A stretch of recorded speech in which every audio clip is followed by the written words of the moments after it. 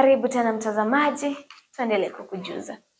Zaidi ya kaya 280 katika wadi ya Muminji, Mbeere Kaskazini, sasa zinaweza kupata maji ya kuaminika kufuatia ujenzi wa bwawa la udongo lenye thamani ya mamilioni ya pesa na serikali ya kaunti ya Embu. Mwanahabari wetu William Shilisia ana mengi kuhusu habari hii. Zaidi ya familia 280 katika wadi ya Muminji, kaunti ndogo ya Mbeere Kaskazini, kaunti ya Embu, sasa zinaweza kupata maji kufuatia ujenzi wa bwawa, mradi uliotekelezwa na serikali ya kaunti ya Embu. Akizungumza wakati wa uzinduzi wa bwawa hilo, gavana wa Embu Cecily Mbarire aliwashukuru wakazi wa eneo hilo kwa kutoa ardhi yao ili kuwezesha ujenzi wa bwawa hilo. Aliahidi juhudi zaidi kuhakikisha kuwa maji yanawafikia wakazi kwa urahisi. Kufungua mradi ya damu ambayo tumejenga ya milioni 12 ambayo inasaidia familia 280 households ambazo zitakuwa zinasaidika na hii maji, na pia mifugo kama 3500 ambayo itakuwa inakunywa maji hapa kwa hii damu. Na ningetaka kushukuru community yote ya hapa Karambari ambao wameweza kutupatia mahali ya kujenga hiyo water pan ambayo iko na 20,000 cubic meters ya maji, na tunahope kwamba kwa hii mvua inakuja March tutaweza kupata maji mingi zaidi. Tumesikizana na mheshimiwa wenu Karis, tutatuma engineer angalie vile tunaweza weka solar pump, maji yenu ile mnachota na mitungi iletwe hapa juu zaidi, ndio muweze msiteremke kule chini. Mifugo inaweza teremka lakini nyinyi mchotee hapa. Wakazi wa eneo hilo walionyesha furaha yao kubwa na kushukuru serikali ya kaunti ya Embu kwa kuwaletea maji karibu, hatua inayowaondolea safari ndefu ya kutafuta maji. Mimi nashukuru sana Honorable Governor wetu Cecily Mbarire kwa vile ametusaidia akahakikisha ametuletea maji karibu. Kitambo tulikuwa na shinda mingi sana, tulikuwa tunaendea maji mbali, hata ukienda ubebe hiyo bunda moja ulikuwa unakunja hiyo maji itatosha.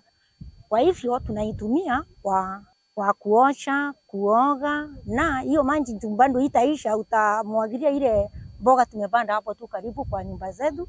Kwa hivyo shinda ya mboga kwetu imepungua.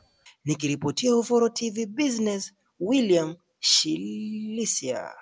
Wazazi katika shule ya upili ya Iriuko, kaunti ya Laikipia, wamewaamuru watoto wao warudi nyumbani ili kuandamana dhidi ya wizi unaoshamiri ambao umesababishwa kupotea kwa mashine za kompyuta na vifaa vya maabara bila ya kupata habari yoyote.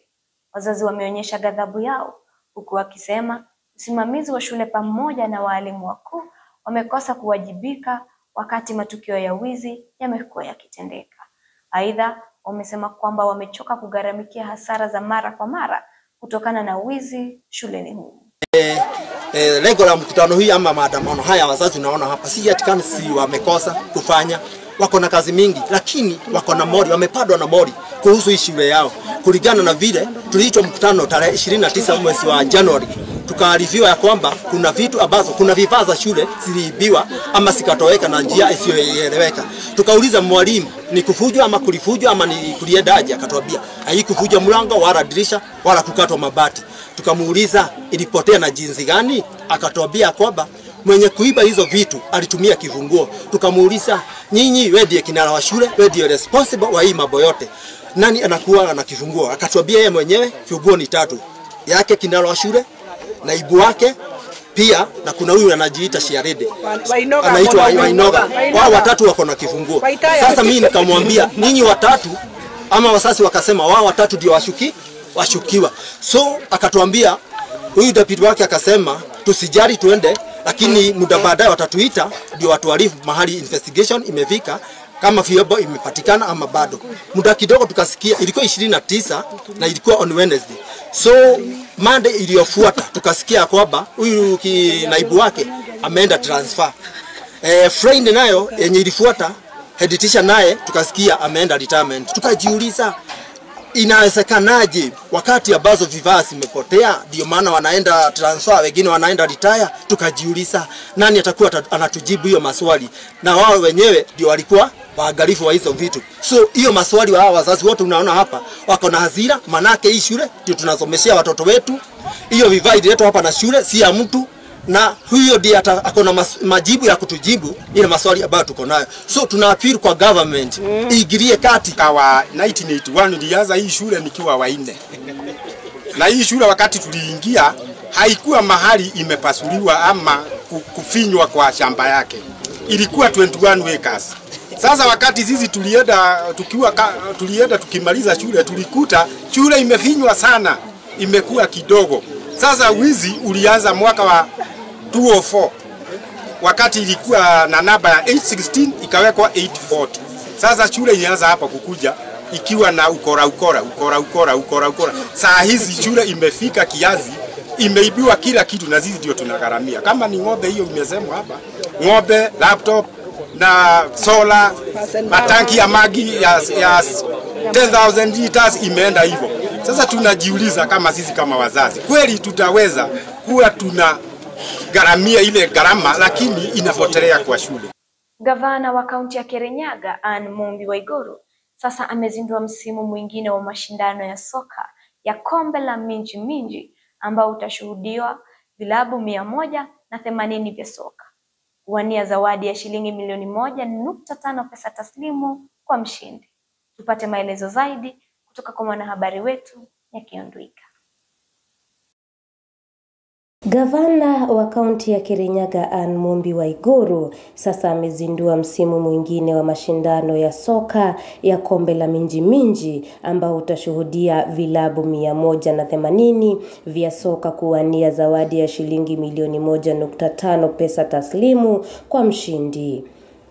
Mashindano haya yaliyoanza siku ya Alhamisi katika uwanja wa shule ya kiufundi ya Kamigwa yatatumika kama jukwaa la kuwaelimisha vijana kutumia michezo ili kuwasaidia kuepuka na matumizi ya dawa za kulevya. Vilabu vya soka vinajumuisha timu zipatazo 160 za wanaume na timu 20 za wanawake kutoka kata 20, huku takriban vijana wapatao 4,500 wakishiriki kikamilifu katika nyadhifa mbalimbali. Timu ya wanaume itakayoshinda itapokea shilingi milioni 1.5, timu ya pili itapokea shilingi milioni 1, huku nambari 3 ikitarajiwa kupokea shilingi 750,000. Tutakuwa tunaendelea kusupport timu zetu na sports kits. Halafu wataanza kule ward based tournaments, na tutasaidia sana vile tutaweza kuona pitches zetu ziko na standard ya watu kucheza kutoka kule chini. Make a proper handover of the stadium, organize for it. Hata kama ni waniletee ufunguo, waniletee, ndio sasa tukiambiwa condition ya stadium, kama ni mimi nalaumiwa, ikuwe ni mimi nalaumiwa nikiwa na nini? Na funguo. Kwa sababu kama sina ufunguo, siwezi ingia nianze kumwagilia maji ama kufungulia watu wafanya nini? Wacheze, so that we can come up with a program, watu wetu wasikuwa wanaenda county zingine kucheza, na sisi ndio tuko na stadium nzuri kushinda hizi. Nikiripotia runinga ya Uvoro, jina langu ni Nyakio Ndwiga. Shukran sana kwa kuwa nasi, tutafikia hapo leo.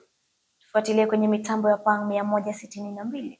Endelea kuwasiliana nasi kwenye mitandao ya kijamii ambapo unatupata kila mahali. Mpenzi mtazamaji, nakutakia usiku mwanana. Jina langu ni Nyambura Kamau. Tupatane tena majaliwa.